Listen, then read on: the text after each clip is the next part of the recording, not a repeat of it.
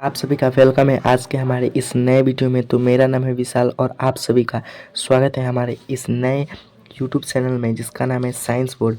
तो आज के हम इस वीडियो में क्लास 10th के चैप्टर नंबर 1 के श्रम विभाजन और जाति प्रथा जो चैप्टर है उसका ऑब्जेक्टिव क्लास लेकर आ चुके हैं।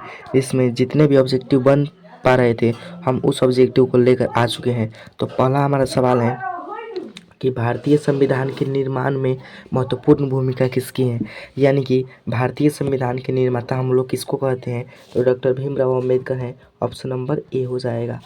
अगर वीडियो पे नए हैं तो वीडियो को लाइक कर दीजिएगा और चैनल को सब्सक्राइब कर दीजिएगा क्योंकि मैट्रिक की पूरी तैयारी यहाँ पे कराई जाती है।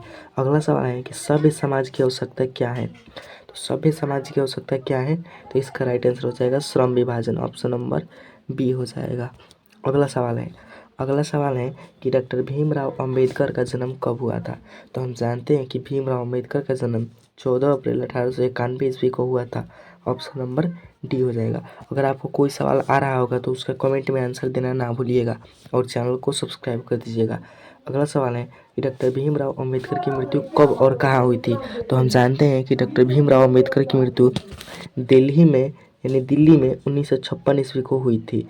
दिल्ली पे 1956 ईस्वी को।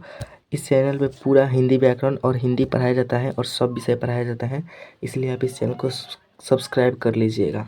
अगला सवाल है कि अंबेडकर की दृष्टि में भाईचारे का वास्तविक रूप कैसा है। तो उनकी दृष्टि में भाईचारे का वास्तविक रूप दूध और पानी के मिश्रण की तरह है, यानी ऑप्शन नंबर बी हो जाएगा।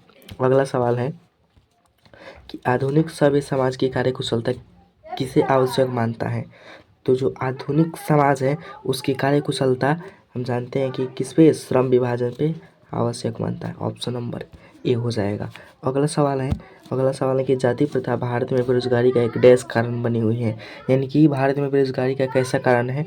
तो जाति प्रथा भारत में बेरोजगारी का प्रत्यक्ष और प्रमुख दोनों कारण, यानी ऑप्शन नंबर ए और बी दोनों हो जाएंगे। अगला सवाल है कि मूक नायक क्या है। तो हम जानते हैं कि मूक नायक एक पत्रिका है। ऑप्शन नंबर बी हो जाएगा। अगला सवाल है कि डॉक्टर भीमराव अंबेडकर के पिता का क्या नाम था। तो इसका राइट आंसर क्या हो जाएगा।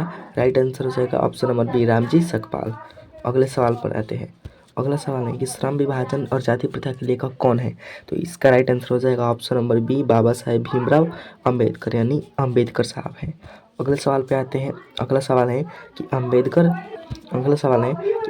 चिंतन व रचनात्मक के लिए प्रेरक व्यक्ति कौन थे, यानी कि भीमराव अंबेडकर की चिंता करने वाले व्यक्ति कौन थे।